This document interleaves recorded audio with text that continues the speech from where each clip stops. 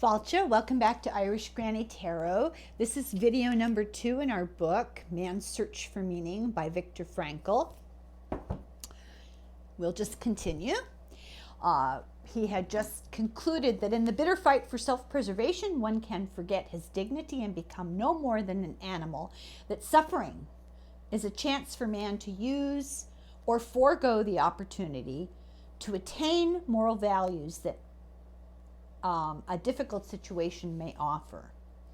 And this decides whether he is worthy of his suffering or not.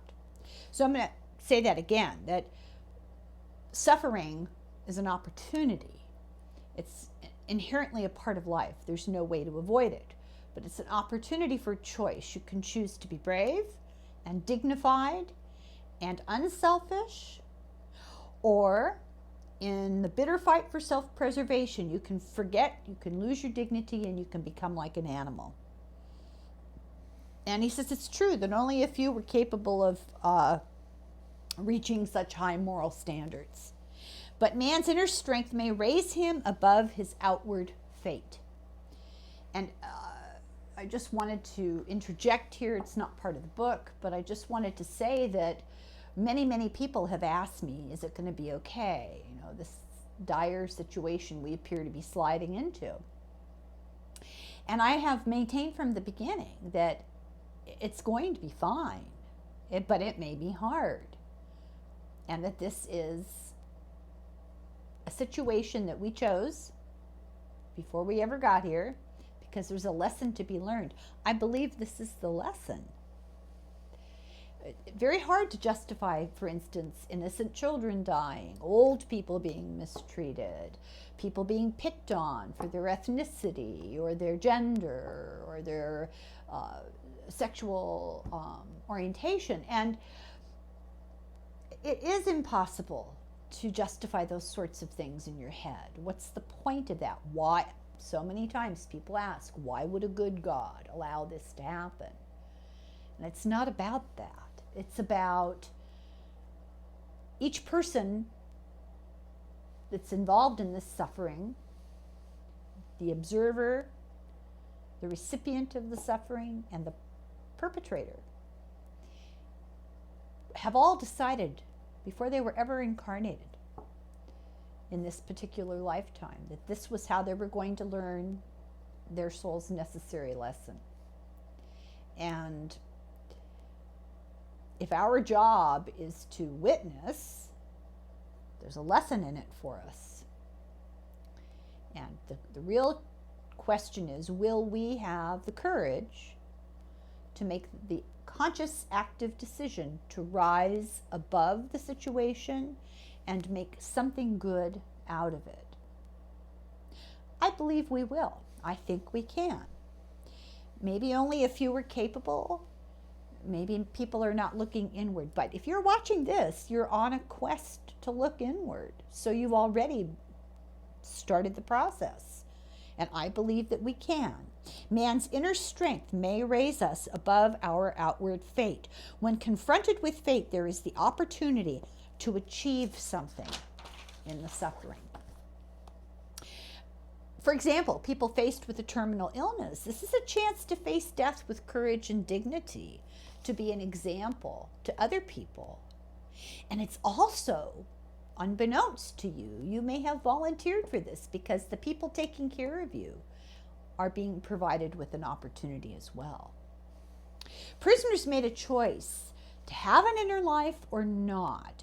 And if they didn't, they fell into the generation of camp. So what was the inner hold? What was it that people could cling to? That they're living a provisional existence. There's no freedom date. You don't know when you're going to get out. Probably never. And this provisional existence had unknown limits. They never knew, would the war ever end? And he talks about the word fini, or finis, French fini, Latin finis, is the end, the finish. Or it's the goal. And without an end, there would be no goal. So perhaps ceasing living for the future changes the structure of your inner life. Perhaps you have to start looking at that in a different perspective.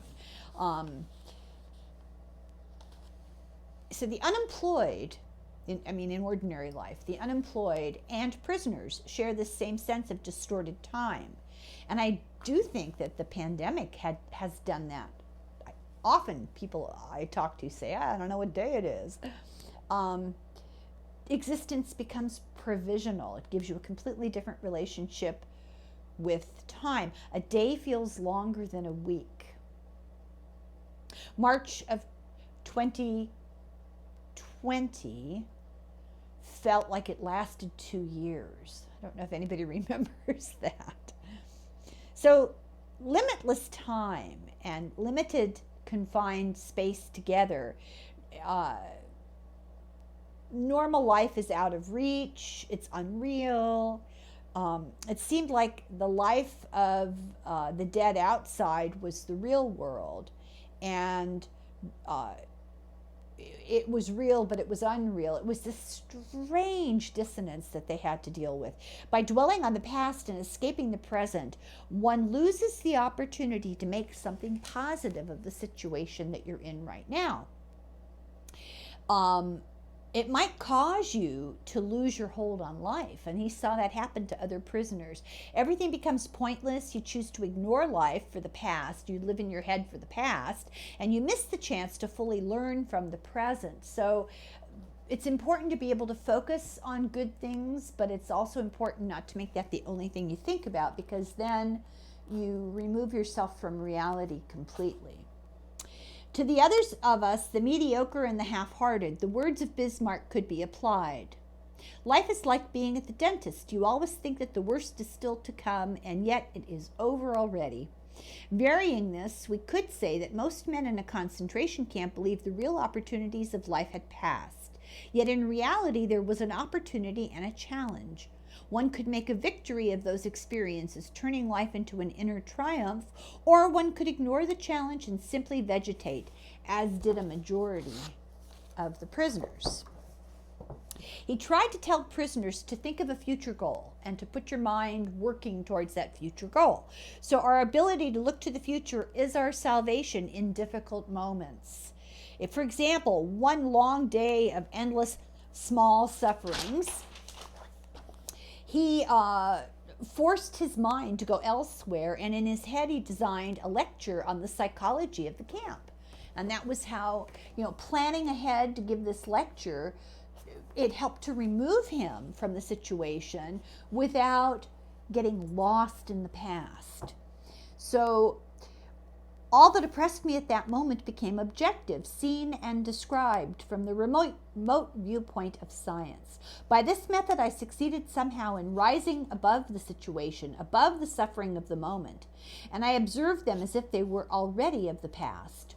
Both I and my troubles became the object of an interesting psychoscientific study undertaken by myself.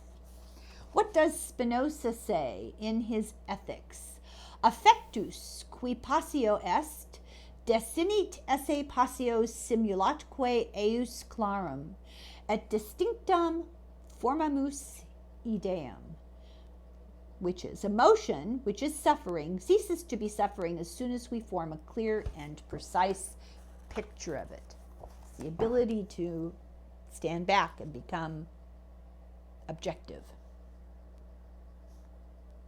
If people lost their faith in the future, they were doomed. He said you lost your spiritual hold. You became subject to the physical and mental decay. And it could happen suddenly. He said people would just suddenly give up and they'd be dead in a day. This is a particularly sad story, I thought. So this guy had a dream. I'd like to tell you something, doctor. This guy that was in the block with him, he said, a fairly well-known composer and librettist. I had a strange dream. A voice told me I could wish for something, that I should only say what I wanted to know and all my questions would be answered. What do you think I asked? that I would want to know when the war would be over for me. You know what I mean, doctor, for me. I wanted to know when our camp would be liberated and our sufferings come to an end. And when did you have this dream, I asked. In February of 1945, he answered. It was then the beginning of March. What did your dream voice answer? Furtively, he whispered to me, March 30th. When he told me about his dream, he was still full of hope and convinced that the voice of his dream would be right. But as the promised day drew nearer, the war news which reached our camp made it appear very unlikely that we would be free on the promised date. On March 29th, he suddenly became ill and ran a high temperature. On March 30th, the day his prophecy had told him that the war and the suffering would be over for him, he became delirious and lost consciousness. On March 31st, he was dead. To all outward appearances, he had died of typhus. So the sudden loss of hope can have a deadly effect. And he says that at the time we weren't as aware, but now we know that your mind affects your immunological system. That he says the death rate at Christmas Day, the week between Christmas Day and New Year, the death rate was really, really high. That people would live to be free by Christmas. Christmas would come, they would still be locked up, and in that next week they would die, basically dying of disappointment and despair. Nietzsche's words, he who has a why to live for can bear with almost any how.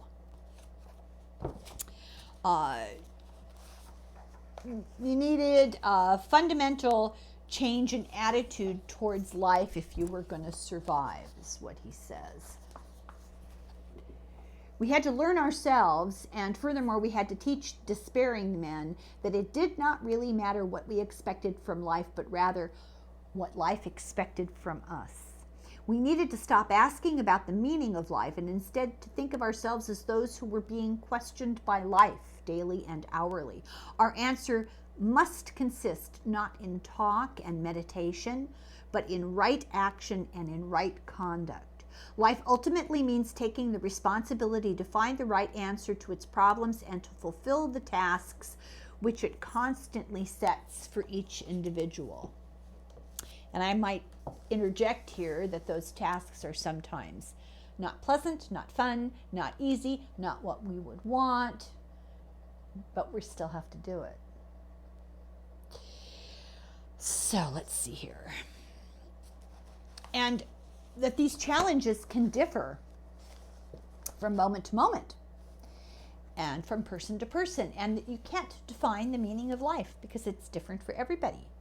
The meaning of life is individual. It's an individual collection of life tasks. It's a unique destiny. Each man is required to shape his own fate by action, or to take the opportunity for contemplation, or to simply bear your fate with dignity. Which I wish I could take every single person fussing about the pandemic, about restrictions, and have them read this book.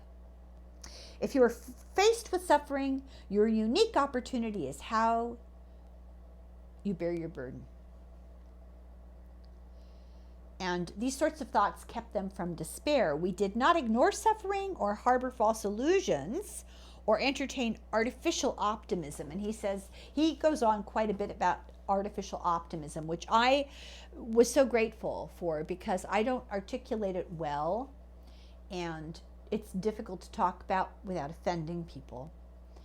But here he is a psychological expert and somebody who really knows what he's talking about when it comes to suffering. And he said, artificial optimism does you no good. Pretending everything's going to be okay does you no good. What you have to do is acknowledge reality and meet it with right action. He said, we did not turn our backs on the task of suffering, that they were hidden opportunities for achievement. He said it's okay for tears, that tears are a witness that you have the courage to suffer. What matters is what you do after that. Go ahead and be upset, but then get on with it. He said attempts at mental health care that he was able to engage in the camp were usually about suicide prevention.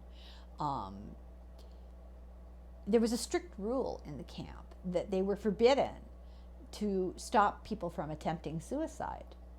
Like if somebody tried to hang himself but was still alive, they weren't allowed to cut them down. Two guys decided they had nothing to live for.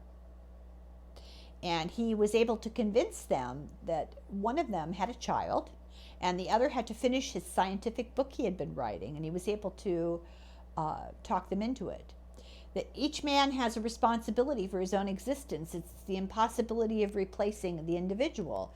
There is a why for each life. Because it's really without opportunity, because he was really without opportunity to do psychotherapy, it was more effective for him just to be a good example. And that's profound. A bad day with no food that happened to them, that had been imposed on them as a punishment for some sort of a theft. The block warden asked Frankl to give a talk to the people, just to sort of, to the prisoners, to sort of keep them going because they were so hungry. God knows I was not in the mood to give psychological explanations or to preach any sermons, to offer my comrades a kind of medical care of their souls. I was cold and hungry, irritable and tired, but I had to make the effort and use this unique opportunity. Encouragement was more necessary than ever. So I began by mentioning the most trivial of comforts first. I said that even in this Europe in the 6th winter of the Second World War, our situation was not the most terrible we could think of. I said that each of us had to ask himself what irreplaceable losses he had suffered up till then. I speculated that for most of them, those losses had really been few. Whoever was still alive had reason for hope.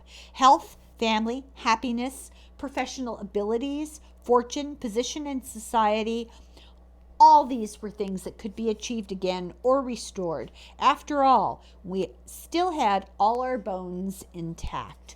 Whatever we had gone through could still be an asset to us in the future. And I quoted Nietzsche, "That which does not kill me makes me stronger." Then I spoke about the future. I said that to the impartial, the future must seem hopeless. I agreed that each of us could guess for himself how small were his chances of survival. I told them that although there was still no typhus epidemic in the camp, I estimated my own chances about 1 in 20. But I also told them that in spite of this, I had no intention of losing hope or giving up. For no man knew what the future would bring, much less the next hour. Even if we could not expect any sensational military events in the next few days, who knew better than we, with our experience of camps, how great chances sometimes opened up quite suddenly, at least for the individual.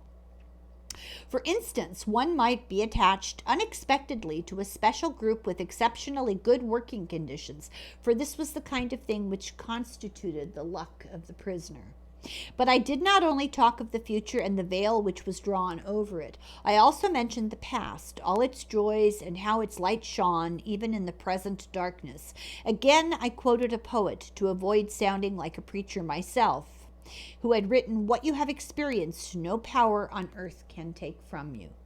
Not only our experiences, but all we have done, whatever great thoughts we may have had and all we have suffered, all this is not lost, though it is past. We have brought it into being. Having been is also a kind of being, and perhaps the surest kind. Then I spoke of the many opportunities of giving life a meaning. I told my comrades who lay motionless, although occasionally a sigh could be heard, that human life under any circumstance never ceases to have a meaning, and that this infinite meaning of life includes suffering and dying, privation and death. I asked the poor creatures who listened to me attentively in the darkness of the hut to face up to the seriousness of our position. They must not lose hope, but should keep their courage in the certainty that the hopelessness of our struggle did not detract from its dignity and its meaning. I said that someone looks down on each of us in difficult hours, a friend, a wife, somebody alive or dead, or a God, and he would not expect us to disappoint him. He would hope to find us suffering proudly, not miserably, knowing how to die. And finally, I spoke of our sacrifice, which had meaning in every case. It was in the nature of this sacrifice that it should appear to be pointless in the normal world, the world of material success. But in reality, our sacrifice did have a meaning. Those of us who had any religious faith, I said frankly, could understand without difficulty. I told them of a comrade who on his arrival in camp had tried to make a pact with heaven that his suffering and death should save the human being he loved from a painful end. For this man, suffering and death were meaningful. His was a sacrifice of the deepest significance. He did not want to die for nothing. None of us wanted that. Sorry to read that whole thing, but I couldn't figure out a way to summarize it without losing some of it. Without apathy, the third stage of a prisoner's mental reaction is the psychology of the prisoner after liberation.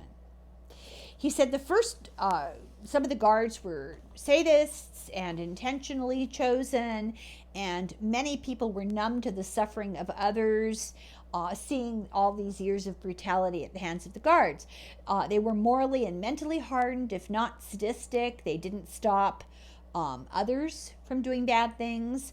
Some took pity. For example, the commander of the camp used his own money to buy medication for people, for prisoners. And he, at the end of the war, when they were liberated by the Americans, a group of Jewish prisoners hid him and protected him until the U.S. military promised not to harm him, because he had done what he could within the structure of his job. So you should not characterize any one group. Boundaries often overlap. There are two races of men, the decent and the indecent. And both are everywhere. And he said occasionally there was a decent guard. He said the camp tore open the soul and exposed its depths and good and evil in everyone. And that's a lesson, I think, for all of us when we point fingers at people like Madison Cawthorn, for example. There's good and bad in all of us.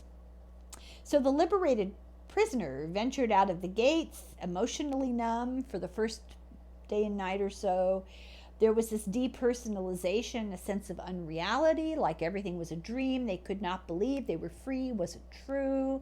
And at first they ate endlessly and talked endlessly, but finally emotions broke through and they began to feel.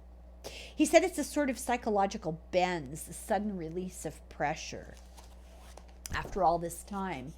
And suffering can damage your mind and your spirit, and those who could not escape the influence of the camp brutality, they became, even after liberation, licentious and ruthless. They became oppressors, instigators of force and injustice.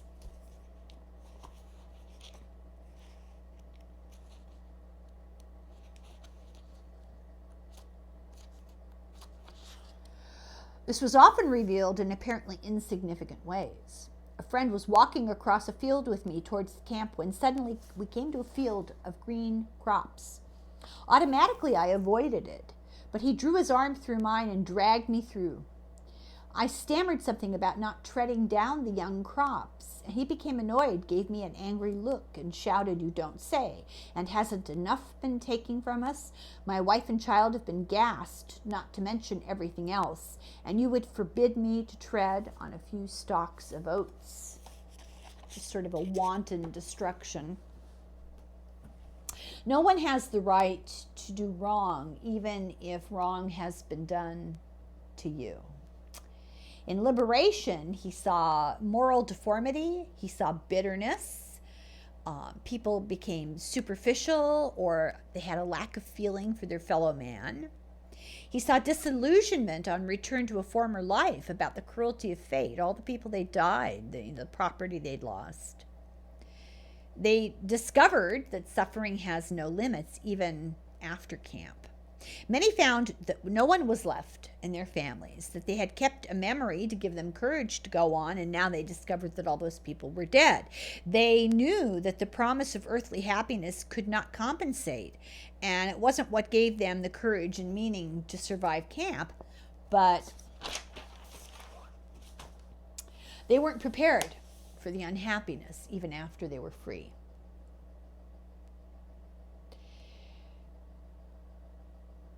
And he said that his crowning experience, the thing that shone the light in his brain, was nothing that anyone needs to be afraid of except his God. And I'd like to think you're not afraid of God. So part 2, the second part of the book, is logotherapy in a nutshell. And this talks about how he drew upon his experiences to try to help other people. So logotherapy, what is it? Well, it focuses on the future. It's not as retrospective or introspective as typical psychoanalysis. It's centered around meaning. It breaks up the feedback mechanisms of self-centeredness. So another way to put that is stop looking at yourself and saying, oh, pitiful me, I'm so pathetic, things have been so tough, I've had such a hard time, and ask, what can I do for others? A patient is confronted with and reoriented towards the meaning of his life. Stop worrying about not being happy. Start thinking about what you can do to make your life meaningful. This, he says, often helps people to overcome their neuroses. Sometimes he uses these psychoanalytical terms, and occasionally I'll use them as he did, and occasionally I'll paraphrase it into real language. Logotherapy. Logo comes from the Greek word for meaning, and it focuses on the meaning of human existence and man's search for meaning. Striving to find meaning is our primary motivational force, in his opinion. And this is as opposed to the pleasure principle, which is the basis of Freudian psychoanalysis, or the striving for power or superiority of Adler. So you have to have a will to find meaning, and the search for meaning is the primary motivation, and each person's meaning is unique and specific to that person, and it can be fulfilled by that person alone. So you can't tell people, here's your meaning. They have to find it from themselves. This differs from many theorists who say meanings and values are really defense mechanisms or reaction formations and sublimations. But Frankl says that man is able to live and even to die for the sake of ideals and values. They did an opinion poll in France in the 1950s. 89% said that man needs something to live for. 61% said they had something or some person for whom they were ready to die. Frankl repeated the poll at his Vienna hospital with patients and staff, and he got the same results. The National Institute of Mental Health in the United States at Johns Hopkins did a survey of almost 8,000 students from 48 colleges over a 2-year period. And they asked them, what's really important to you? 16% said money. 78% said finding purpose or meaning in life. So he said it's an existential frustration when you find that your need for meaning is frustrated. It's existential. That's existence. It's the meaning of existence, the will to meaning, the actual striving to find it. And this can cause neurosis, which he calls noogenic, from the Greek noos, which means the mind. In other words, not having purposeful goals, meaning in your life, can make you mentally unwell. These issues arise not from traditional frustrations, but from a more existential place. He calls it noogenic neuroses. They don't arise from conflicts between you and your parents, or between drives and instincts. but from the frustration of the will to meaning. And they're not best treated by psychotherapy. They're better addressed by what he calls logotherapy, which enters the specifically human dimension, right, of it's a concrete dimension. So here's an example. A diplomat came in to continue the psychoanalysis that he'd been doing for 5 years with a New York doctor. And so he came to Frankl because I guess he moved. And he was discontented and frustrated with foreign policy in his job.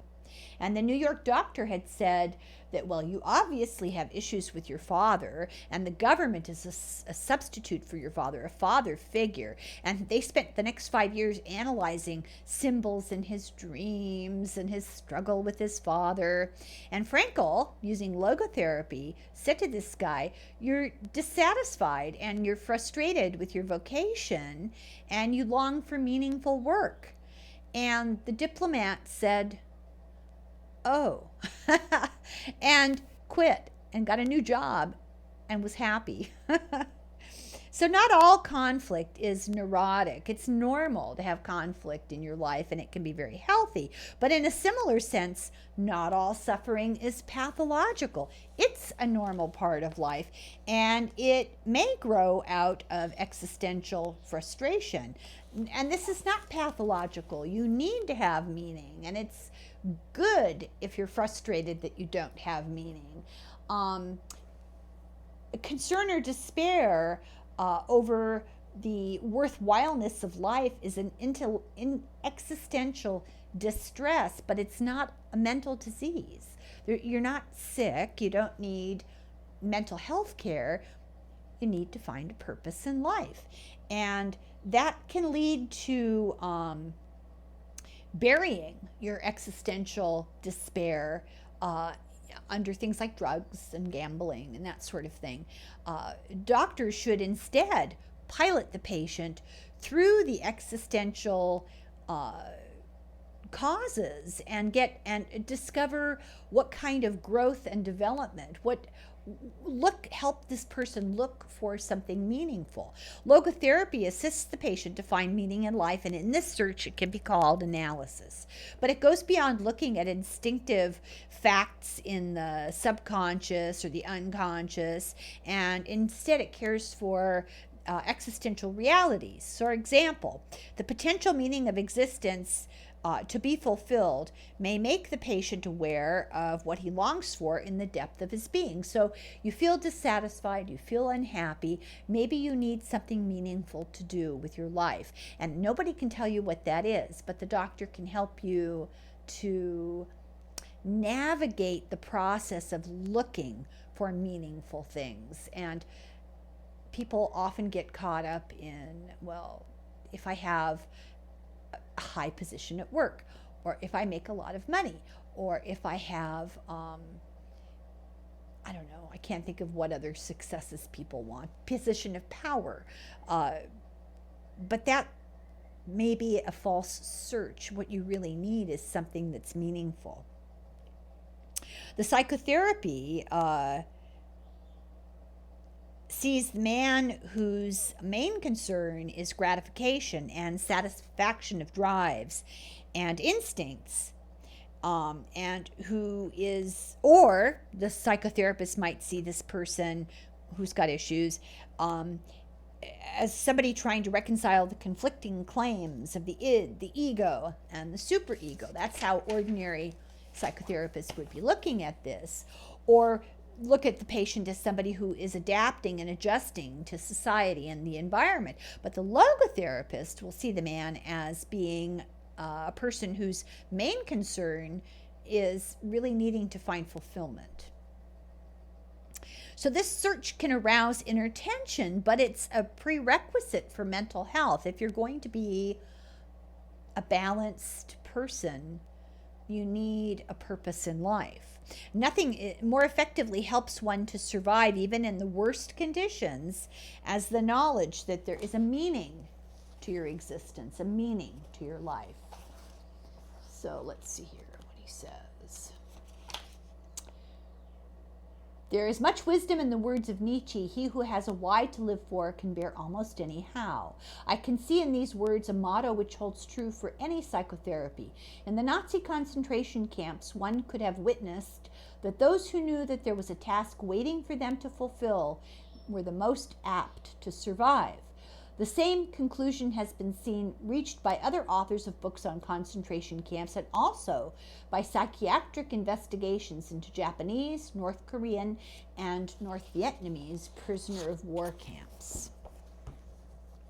So, for example, Frankl's own deep desire to rewrite his confiscated manuscript helped him survive. It gave him meaning. He had to survive to write his manuscript, which was about the search for meaning, because he felt that this would help people.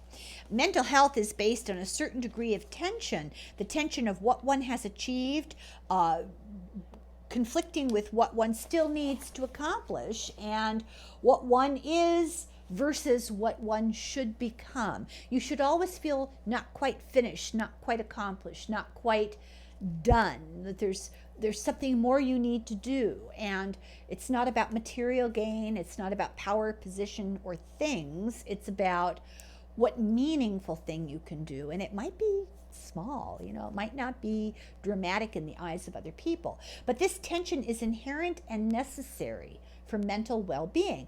Frankl does not believe a therapist should try to get people into a state of equilibrium or a tensionless state. He said man needs to be striving and needs to be struggling for a worthwhile goal, a freely chosen task. We need potential meaning. That's noodynamics, that existential dynamics in a polar field of tension. So you should also feel like, I always feel like I could do better and be working towards that. So to strengthen an arc, architects increase the load on it to join the parts more firmly. And this is the example he uses. Therapists should encourage people to find meaning. Go out and do something hard for somebody else. You benefit from this meaning. It gives you orientation in life. He says that many people today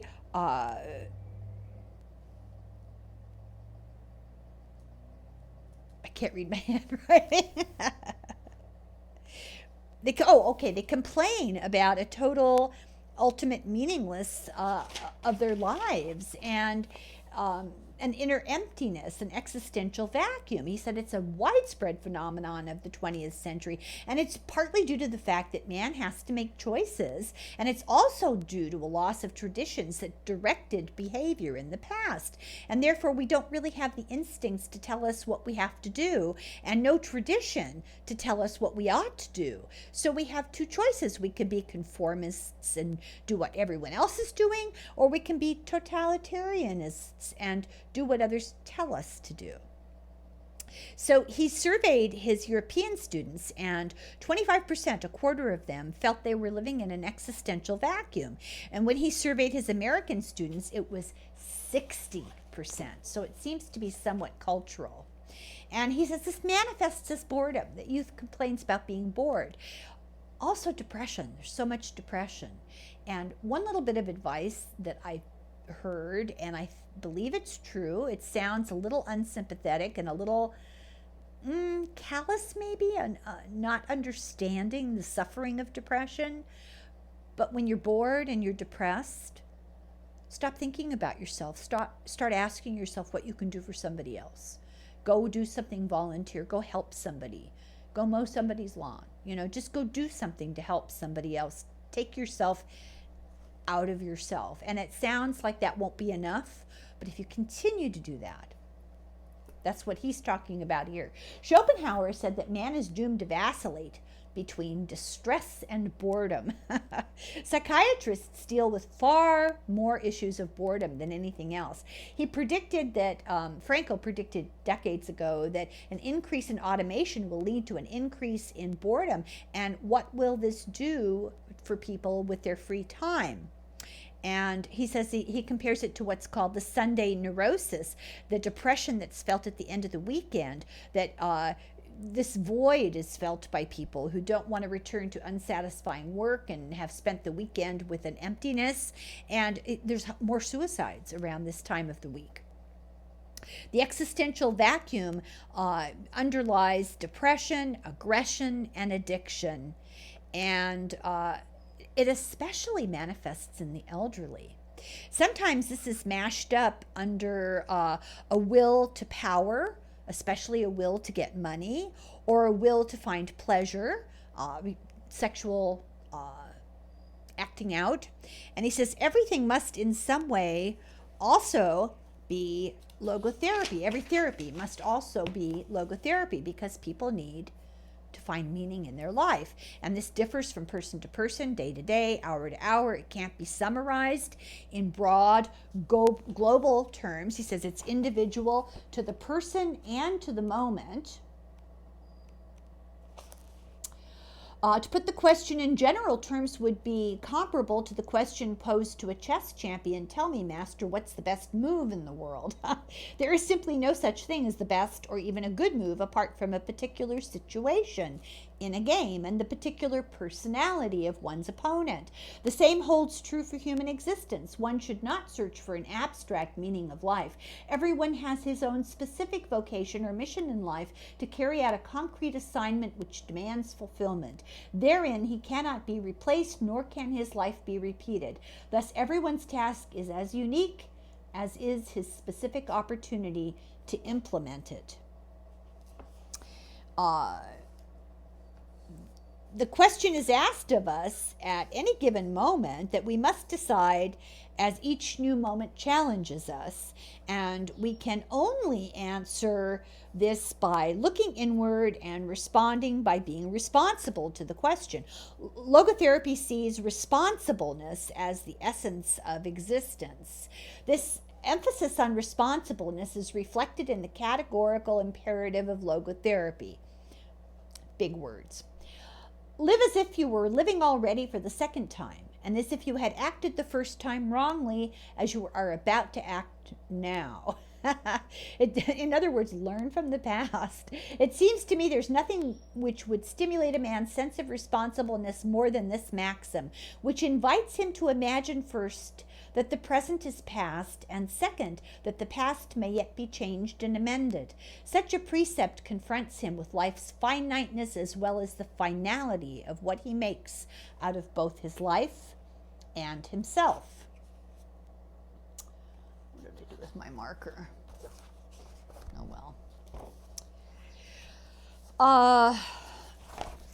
See here. You can't impose value judgments on people because a doctor can't take on the responsibility of judging. This belongs to the individual to interpret your own life and judge your own life and figure out the tasks in your life and be responsible to your own society and your own conscience. Some people look to a taskmaster to interpret their lives, which I believe is the problem with organized religions. People are trained, and I apologize, people are trained to take their cues and their direction and their sense of right and wrong from external authority. And it's much more important to look inward, take full responsibility for your own behavior and your own actions. Do what you know inherently in your heart is right. Don't wait for other people to tell you. Don't look to other people to tell you. Logotherapy is not teaching or preaching. It's not moral exhortation. It's not logical reasoning. The therapist is more like an ophthalmologist than an artist. You don't get the patient to see as you see. You help him to see as the world really is. You would widen and broaden the visual field to let the entire spectrum of potential meaning become visible. True meaning of life is to be discovered in the world, not in the psyche or within. In other words, psychotherapists often encourage people to be much too self-absorbed. And self-transcendence is the goal of human existence. Life always points us or is directed to something or someone other than the self. That's what it's all about. The more one forgets the self and finds a cause to serve or a person to love, the more human he is and the more he actualizes himself. And all you need to do is to read the teachings of every ascended master in the book, in every book, because that's what they all say. Stop worrying about yourself and following your selfish needs and help other people. All you need is love. But you can't strive for self-actualization. That's ego-driven. You can't go into it thinking, oh, I'm going to find myself. No, you go into it thinking, I'm going to help others. So this must be attained as a side effect of self-transcendence. So you can find the meaning of life in 3 ways. By creating a work of some sort for yourself and doing it well, or doing good deeds, or by experiencing something or encountering somebody, someone to love, something to love, beauty, art, etc. And thirdly, by the attitude that we take towards unavoidable suffering. So number 1, creating a work, doing a good deed, that's obvious. Number 2, to experience something, experience goodness, truth, beauty, nature, culture, experience someone, find love. The meaning of love, the only way to grasp another in the core of his personality. You can't really become aware of another person unless you love him. Therefore, you see the essential traits and the features and the potential in the other person. Your love helps that person realize his potentials. It makes him aware of what he can be and should become. So love is a primary phenomenon. It's not merely a side effect of sexual behavior. He kind of goes into this quite a bit, and I feel like, well, this is not a sex therapy class, so I'm not gonna, But the point is,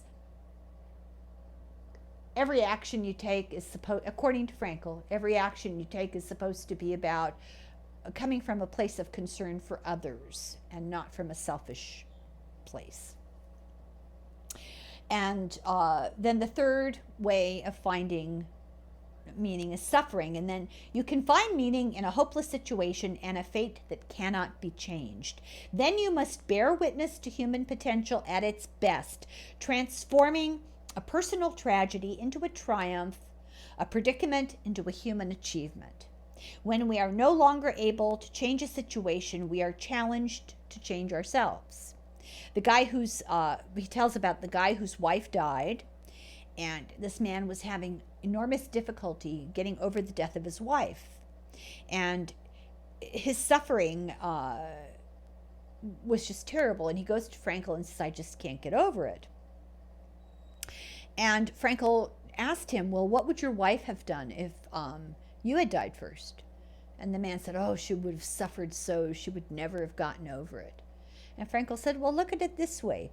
She died first, and you're left behind. And this suffering that you're feeling has a purpose. It has saved her. It has spared her from being the one to do the suffering. This gave this man enough of a sense of meaning to move out of his depression. Frankl merely changed his attitude towards his fate so that at least from time to time he would see meaning in his pain. The main goal is not to find pleasure in pain or to avoid pain, but to find meaning. Suffering isn't necessary to find meaning. However, meaning is possible in spite of suffering. If it can be removed, that's good. That's what you aim for. But to suffer unnecessarily is masochistic. You don't want to just, revel in suffering so that you have purpose. At the University of Georgia, they stress that people ought to be happy, that unhappiness is a symptom of maladjustment, and that such a value system might be responsible for the fact that the burden of unavoidable unhappiness is increased by unhappiness about being unhappy. This was from a paper from Georgia. And another paper said that logotherapy may help counteract certain unhealthy trends in the present-day culture of the U.S., where the incurable sufferer is given very little opportunity to be proud of his suffering and to consider it ennobling rather than degrading, so that he is not only unhappy, but also ashamed of being unhappy. The accepting the challenge of suffering bravely is right up to the end of life, retains the meaning right up to the end of life. Modern psychiatrists work confronted by problems that people used to take to a priest or a rabbi. What is the meaning of my life? And he said that the answer they would get would not be, well, it's a neurosis and let's work on it. Is there an ultimate meaning to human suffering, like a super meaning for all of us? And we all been put here to suffer for a purpose. And he says this exceeds the finite intellectual capacities of man. I love that. We are not here to endure the meaningless of life, but to bear our own inability to grasp its unconditional meaningfulness in rational terms. You have to think about that. So this rabbi lost his whole family in the Holocaust, and he felt that life had no meaning. Frankl got him to see that the pain of their loss was a challenge to this man, that life had presented him with this challenge to find meaning. And he may have gone along happily, but here you are in a situation where you have this unbearable loss. Now, what can you do moving forward that has meaning? Some people think that dying takes meaning away from life, but the transitory nature of life makes it almost impossible to call dying meaningless. And this is a little bit of a mental thing to think about. So, I don't know, you got to get the book. Every choice you make is the acceptance of one potential and the rejection of another potential. Everything is transitory, but that doesn't make life meaningless. Our past is rich with what we have done, and having been is the surest kind of being. So that takes a little bit of mental concentration to get the point he's trying to make, that as you make choices in life to do stuff, you're collecting this wealth of actions taken, experiences had. We might say the pessimist resembles a man who observes with fear and sadness that his wall calendar, from which he daily tears a sheet, grows thinner with each passing day. On the other hand, the person who attacks the problems of life actively is like a man who removes each successive leaf from his calendar and files it neatly and carefully away with its predecessors, after first having jotted down a few diary notes on the back. He can reflect with pride and joy on all the richness set down in these notes, on all the life he has already lived to the fullest. What will it matter to him if he notices that he's growing old?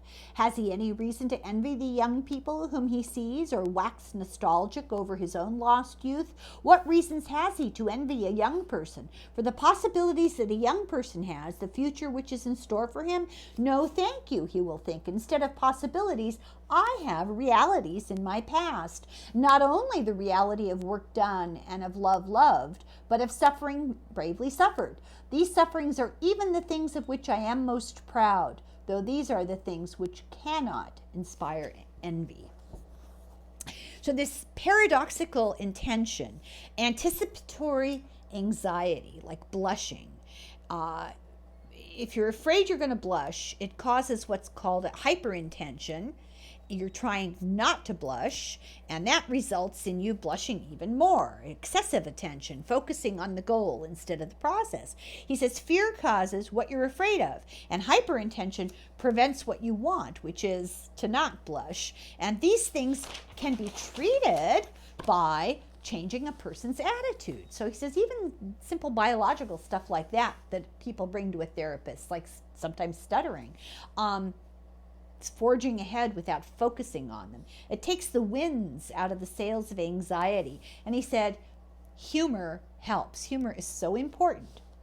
The collective neurosis is particular to every time. In each generation, there's a collective anxiety. And today, the existential vacuum is the big problem. And it's a form of nihilism, that life has no meaning. And it's not helped with theories that we're victims of our circumstances or our past experiences. We're free to take a stand towards our conditions in life, and that we are ultimately self-determining. We don't simply exist, we decide what our existence will be, and we have freedom to change at any instance. We are capable of growing beyond our conditions, and we can rise above them. says, man is capable of changing the world for the better and of changing himself for the better. Let me cite the case of Dr. J. He was the only man I ever encountered in my whole life who would I dare to call a Mephistophelian being, a satanic figure. At that time, he was generally called the mass murderer of Steinhof, the largest mental hospital in Vienna. When the Nazis started their euthanasia program, he held all the strings in his hand and was so fantastic in the job assigned to him that he tried not to let one single psychotic individual escape the gas chamber. After the war, when I came back to Vienna, I asked what had happened to him. He had been imprisoned by the Russians in one of the isolation cells of Steinhof, and the next day the door of his cell stood open and he was never seen again. Later, I was convinced that, like others, he had, with the help of his comrades, made his way to South America. More recently, however, I was consulted by a former Austrian diplomat who had been imprisoned behind the Iron Curtain for many years, first in Siberia, then in the famous Lubyanka in Moscow. While I was examining him neurologically, he suddenly asked me whether I happened to know Dr. J. After my affirmative reply, he continued, I made his acquaintance in Lubyanka. He died there at about the age of 40 from cancer of the urinary bladder, but before he died, he showed himself to be the best comrade you could imagine. He gave consolation to everybody. He lived up to the highest conceivable moral standard. He was the best friend I ever made during my long years in prison. Freedom is not the last word. Freedom is only part of the story and half of the truth. Freedom is but the negative aspect of the whole phenomenon, whose positive aspect is responsibleness. In fact, freedom is in danger of degenerating into mere arbitrariness unless it is lived in terms of responsibilities. That's why I recommend that the Statue of Liberty on the East Coast be supplemented by the Statue of Responsibility on the West Coast. I love that. So then he talks about tragic optimism, which is, I think, a huge problem today. In the concentration camps, for example, in this living laboratory and on this testing ground, we watched and witnessed some of our comrades behave like swine, while others behaved like saints. Man has both potentialities within himself. Which one is actualized depends on decisions, not on conditions. So in the postscript to this book that he wrote later, he wrote about tragic optimism. One remains optimistic despite the tragic triage of pain, guilt, and death. How to say yes to life despite pain, guilt, and death. How can life retain its potential meaning despite its tragic aspects? He presupposes that life is meaningful under any condition, even the most miserable, and it presupposes the human capacity to creatively turn life's negative aspects into something positive or constructive, to make the best of any situation. Optimum, from Latin, which is the best, is the word optimism comes from, in the face of tragedy, which best allows for turning suffering into achievement or accomplishment, to derive from guilt the opportunity to change oneself for the better, learn from your mistakes, and to derive from life's transitoriness, the incentive to take responsible action. You cannot force, demand, or order optimism, faith, or love. In America, be happy is the mantra, and happiness cannot be pursued, it must ensue. You must have a reason to be happy. The human is in search of a reason to be happy by actualizing your potential meaningfulness, the inherent and dormant in a given situation. Laughter needs a reason. You can't evoke real laughter by urging somebody to laugh. They can fake it, but this is called hyperintention, and it backfires. You can always tell a fake laugh. But once you search for meaning and successful, you'll be happy, and you'll have the capability to cope with suffering. And if you don't find meaning, it can be fatal to you. A sense of meaninglessness plays huge roles in the etiology of people who have poor mental health, that they are all wrapped up in their own situation. He said, let us recall, for instance, what sometimes happens in extreme situations such as prisoner of war camps or concentration camps. In the first, as I was told by American soldiers, a behavior pattern crystallized in which they referred to as give-up-itis. In the concentration camps, this behavior was paralleled, but by those who one morning at 5 refused to get up and go to work and instead stayed on the hut, on the straw, wet with urine, and nothing, neither warnings nor threats, could induce them to change their mind, and something typical occurred. They took out a cigarette from deep down in a pocket where they had been hiding it, started smoking, and at that moment we knew that for the next 48 hours or so we would watch them die. Meaning orientation, turning towards meaning, had subsided, and consequently the seeking of immediate pleasure had taken over. And he says he thinks that that's why a lot of people turn to drugs. Severe depression from unemployment often is lifted by volunteering, which is a meaningful activity. And you're still poor, and you're still unemployed, and you still might be hungry, but you have meaning. Being overwhelmed by a sense of meaninglessness is not a pathology. It's proof of your humanness, and it's potentially pathogenic if you don't seek out meaning. The existential vacuum is what leads to depression, aggression, and addiction. Not all depression and suicide are caused by this, but many could be overcome by finding meaning and purpose. He's not dismissing people who have other issues, neurochemical or whatever, but he said that a lot of people could be helped by trying to find meaning. Studies show that working together in a common purpose lowers aggression. Studies show that 90 to 100% of addicts, when asked, feel that life is meaningless. Life operates like a movie. A movie is made up of thousands of individual pictures, and each makes sense and has a meaning. And yet the whole entire meaning of the whole entire film can't be known until the very end. Life consists of thousands of situations. They all have choices and meanings, yet we can't know the meaning of one whole life until the end of the life. And the final meaning reveals itself at death. Perceiving meaning consists of becoming aware of the possibility that are with you against the background of the reality that you have, and to become aware of what you can do. How do you find it? Well, we can study the lives of those who have found it and use them as models, or we can look at those who have not found it and use those as not our models. We can develop a hierarchy of values that are part of us. We must live by those values, and they have to be a part of us. And 3 ways to achieve a meaningful life is to find work or good deeds, to experience something or someone to love, and thirdly, to turn suffering and tragedy into triumph by finding purpose, seeing it as an opportunity for growth. Tragic optimism.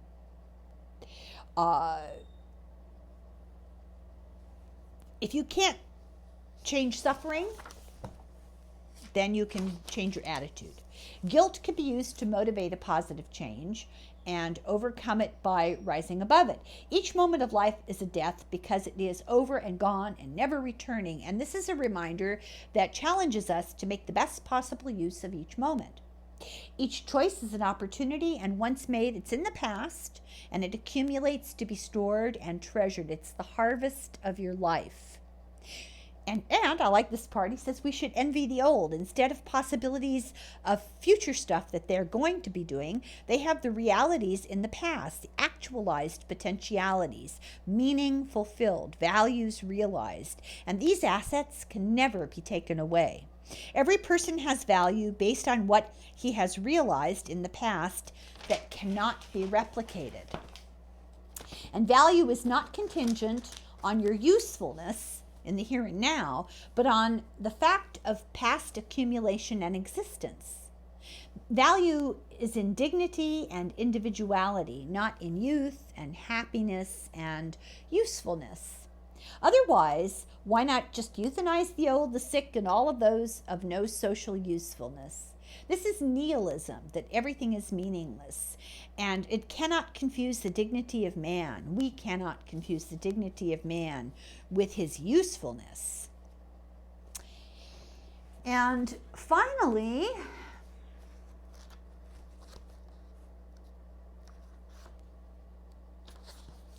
He says, Sigmund Freud once asserted, let one attempt to expose a number of the most diverse people uniformly to hunger. With the increase of the imperative urge of hunger, all individual differences will blur, and in their stead will appear the uniform expression of the one unstilled urge.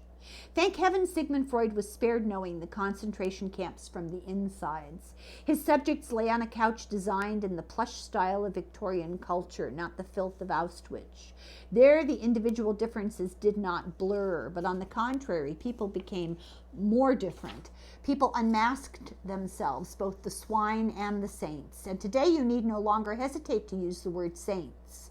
Think of Father Maximilian Kolbe, who was starved and finally murdered by an injection of carbolic acid at Auschwitz, and who in '83 was canonized. You may be prone to blame me for invoking examples that are the exception to the rule. Sed omnia praeclara tam difficilia quam rara sunt. But everything great is just as difficult to realize as it is rare to find, reads the last sentence of the Ethics of Spinoza. You may of course ask whether we really need to refer to saints. Wouldn't it suffice just to refer to decent people? It's true that they form a minority. More than that, they will always remain a minority. And yet I see therein the very challenge to join the minority. For the world is in a bad state, but everything will become worse still unless each of us does his best. So let us be alert in a twofold sense. Since Auschwitz, we know what man is capable of. And since Hiroshima, we know what is at stake. And that's the end of the book. And I just loved this book. I thought this book was remarkable on so many levels. And I'm asking that I get feedback tonight so that tomorrow I can do a questions for the cards, really do a deep dive. Really eager to do that. And I apologize for my absence on yesterday, but I had to work more than I had expected. I've had to work more lately, and it's a long story that bears no explanations, really. It's boring. But if I disappear suddenly for a day or two, it's because I've had to work and I just can't juggle everything. So you can catch up on all the old videos that you missed before. So thank you for sitting through this. Thank you for watching it. I really hope it felt as valuable to everybody as it's been for me. I found this book to be more insightful and more personally affecting than any other book I read. I cannot think of another book, and I've read a lot of books. Of course, I can hardly remember any of them. In one ear, out the other, that's my motto. Well, thank you very much for listening to this coverage of Man's Search for Meaning, Woman's too. And I hope you'll join me tomorrow and we'll read the cards. Maybe Viktor Frankl will give us a few answers. And have a good rest of the evening. And until tomorrow, slanga foil and slancha.